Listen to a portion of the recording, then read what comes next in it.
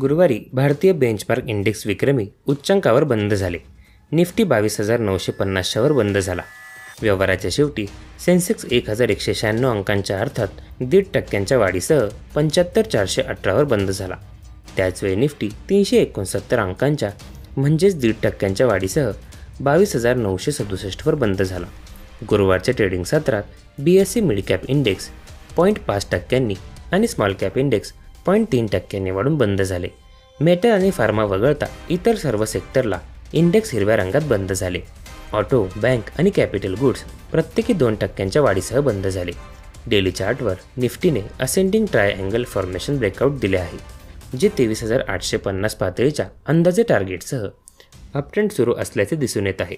पण गुरुवारची तीव्र वाढ पाहता निफ्टीमध्ये पुलबॅक होण्याची शक्यता आहे. अशी घसरण झाल्यास 22,780ची पातळी निफ्टीसह तात्काळ सपोर्ट म्हणून काम करेल. तर चला बघूयात कोणते असतील आजचे top 10 shares. Adani enterprises, Adani ports, Mahindra and Mahindra, Eicher Motors, axis bank, idea, Voltas, Coforge, AU bank आणि भारतीय कंटेनर निगम.